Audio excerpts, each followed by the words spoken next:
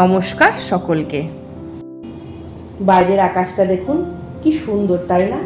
প্রকৃতিও আগমনের খুশিতে মশগুল হয়ে আছে। তাই আজকে সিরিয়াস কিছু বলবো না, একটু মজার কথায় আজকে বসি, যেগুলো আমার জন্য যদিও মজার তেমন কিছু নয়। আমার না পারা লিস্ট থেকে আমি মাত্র কয়েকটা কথা আপনাদের কাছে আজকে শেয়ার করব। যেটা পারি না সেটা বলতে দুঃখ বা লজ্জা কিসের, তাই না? এই যেমন ধরুন, সেদিন বরের সাথে বেরিয়েছি, সিগন্যালে গাড়ি দাঁড়ালো, পাশের বাইকে দুজন ভদ্রমহিলা নিজেদের মধ্যে তীব্র আলোচনায় ব্যস্ত। বিষয়টা কি? বিষয় হলো আলু।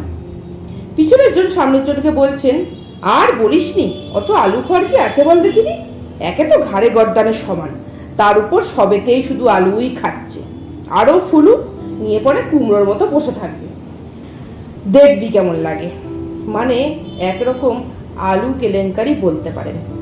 বিশ্বাস করুন, আমি না লজ্জায় মান সম্মান বোধে তাদের দিকে ফিরে তাকাতে পারলাম না। কারণ কথাগুলো যে আমার মতো কারো সম্বন্ধে বলা হচ্ছিল তা তো আর বুঝতে বাকি নেই।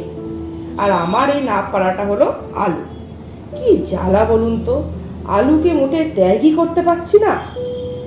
আর একটা হলো আমার বরের গাড়ির পেছনে বসা।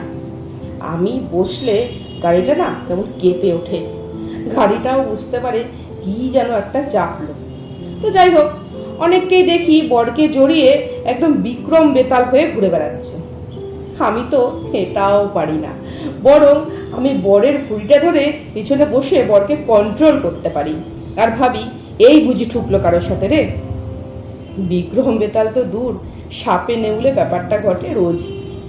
আর গাড়িতে চলাকালীন আমাদের কথোপকথন, সেটা না হয় আপনাদেরটা আগে শুনি, তারপর একদিন আমারটা বলবো ক্ষণ। আচ্ছা, এইগুলো যে আমি পারি না, এতে কি সমাজ আমায় মেনে নেবে? জানাবেন কিন্তু, উত্তরের আশায় থাকলাম। গল্প কথা আজ এটুকুই, পাশে থাকবেন। নমস্কার।